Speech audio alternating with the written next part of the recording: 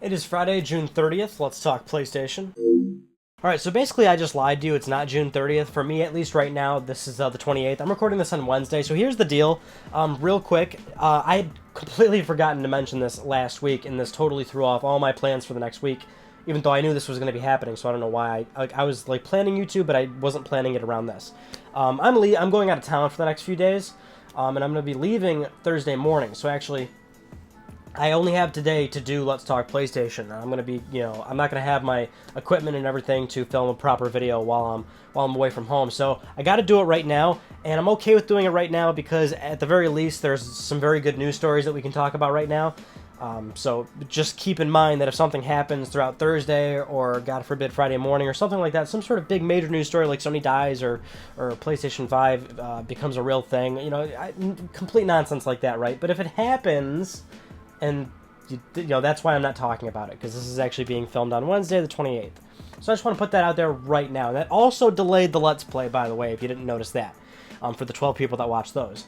The Katamari finale is going to be this coming Monday, and then we'll start the new Let's Play right after that, because I'll be coming home Monday, I believe. So that's all well and good. Thank you for bearing with me on that little announcement right there. But let's get into our news stories. So right away, our first news story is now if you're in Europe, the TV and video section for your PlayStation 4 has just recently been updated. Sony kind of restyled it a little bit, and I'm probably showing you a picture of it right now. So that's what it looks like. Now, I don't have it because I'm in the US, but from what it seems right now, a lot of early impressions, a lot of opinions from a lot of people that have this new update for the interface, they don't like it whatsoever. It just seems like there's more ads being presented to the user, and now it's sort of cluttered when people want to get to something like YouTube or Hulu. So I can't really speak much on it, but this may be another situation where Sony is, doing things that we didn't ask for. It's kind of like the notification system. Like, you remember it was, firmware 4.0 was when they completely rehauled the notification system, and instead of they took away all the tabs of genres of notifications, and they just made it one big list, which I don't know how, in any way, shape, or form, that's better design. So this may be sort of in the same direction. Again, if they're placing a bunch of ads in front of you, that's...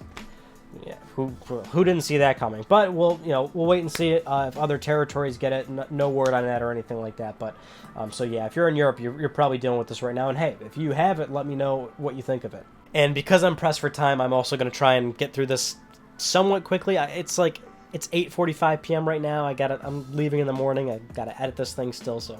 And I didn't pack, so I'm stupid.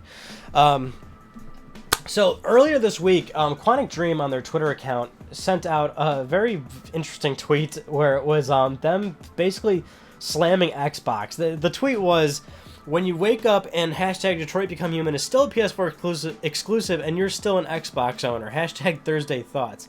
This tweet was quickly deleted. Well, not quickly, but it was deleted maybe like 3 or 4 hours later. So let's talk about this, because that's something newsworthy, right?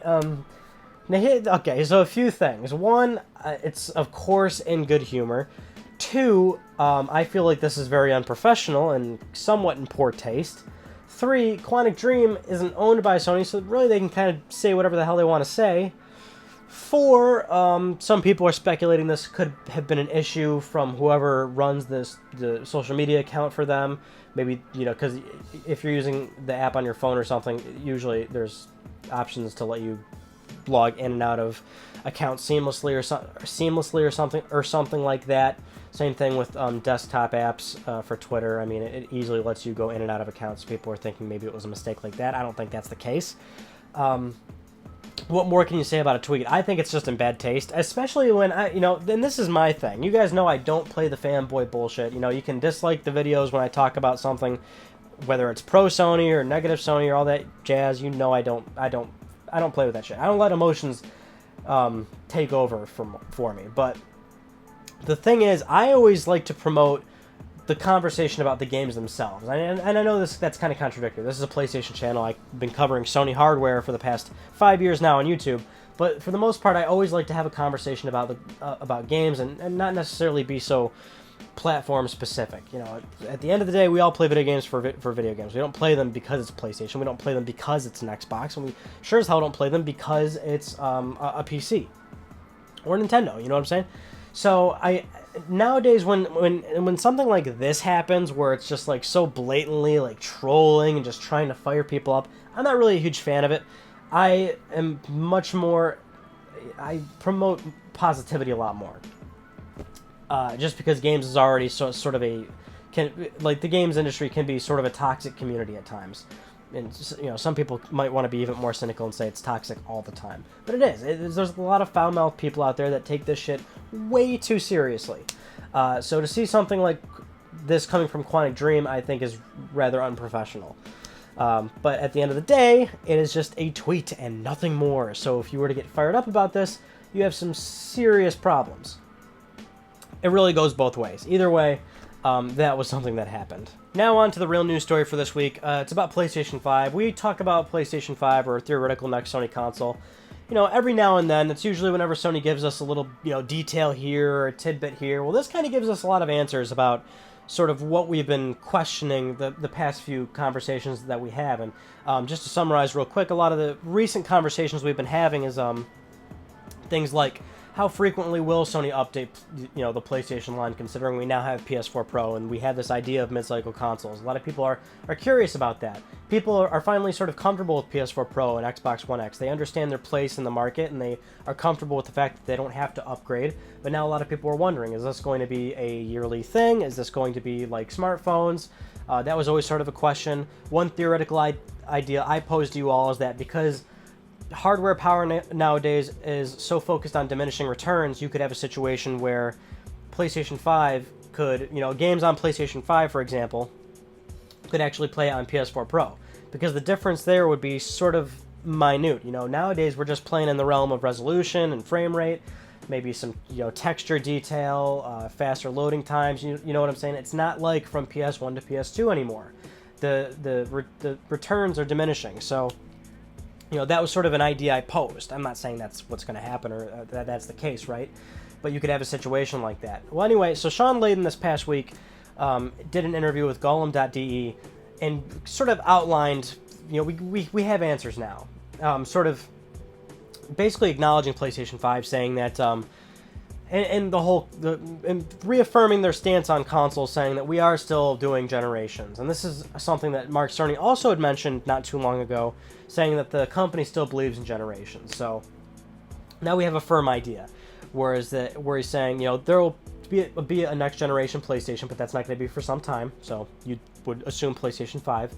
He also was very specific to mention that there will never be PS4 Pro exclusive games. So that will also tell us right away you will never be in a situation where you have to upgrade to a PS4 Pro from a PS4. When PlayStation 5 comes out, PS5 games will only be on PlayStation 5. They will not do what I was just talking about, which at the time that we also had that conversation, I said that would be really bizarre, and I would hope Sony doesn't do that. It was just me mentioning that they could do it, and it would be a matter of, it would be pretty jarring if they were to do something like that, because that has never been the case before.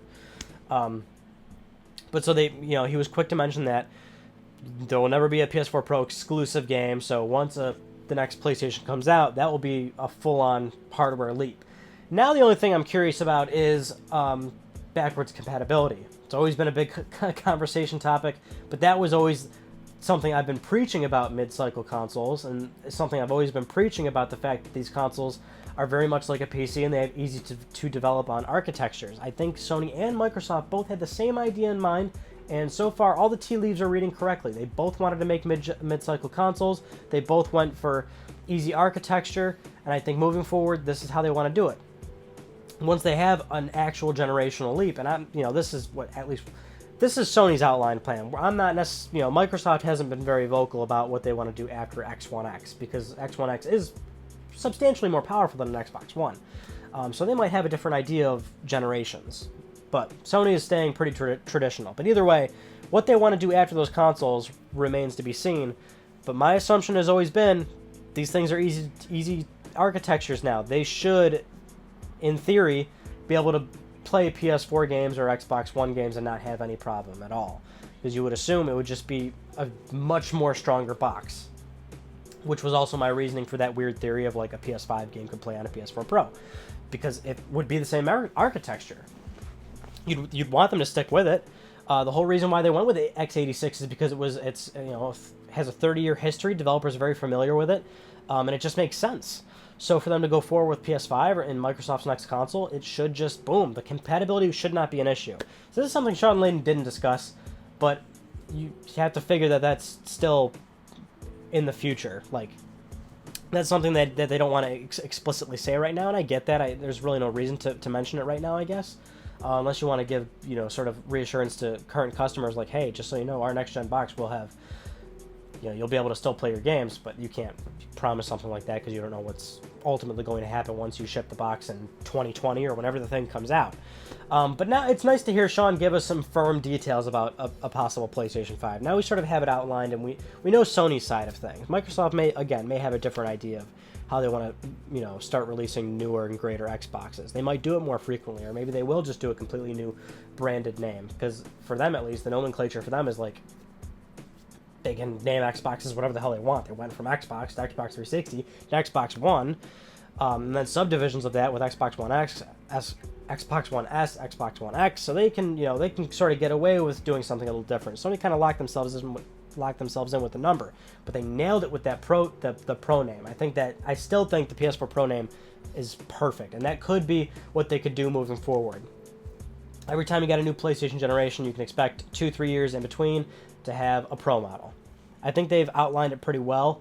Now there's just the execution, and we won't find that out until Sony's ready to formally show off a PlayStation 5. Those are some of the news stories I want to talk about with you guys this week. Okay, so yeah, sorry about the whole mix-up. Again, if some big news story came out and I'm not talking about it, that is why. But I'm gonna enjoy myself. I'm going out of town for a few days, so I'll be happy about that, and I'll come back and I'll be playing a lot more games because some awesome games coming out soon, like the Crash Remaster. I'm excited to finally dive into that. Also, I need to get Persona 5 because I'm almost done with Persona 4, and god damn that I love that game. I'm not done with it yet, but oh my god, that game was so good. And yeah, and also obviously the Twitter poll was delayed because the situation I just mentioned. So I'll throw up the Twitter poll probably. Shit, I could even do it tonight. Well, for you guys, it would be Friday night. Weird, I'm saying it even though it's like, it's technically still Wednesday night for me, but I'm thinking like, yeah, I'll throw it up there Friday night. I could do that. Just follow at Mystic Ryan to find out what's going on. And thank you all for being here with me and putting up with me, I guess. So that concludes this week's episode of Let's Talk PlayStation. I'm Ron Benecki. Thank you all so much for talking with me, and I will see you guys next Friday.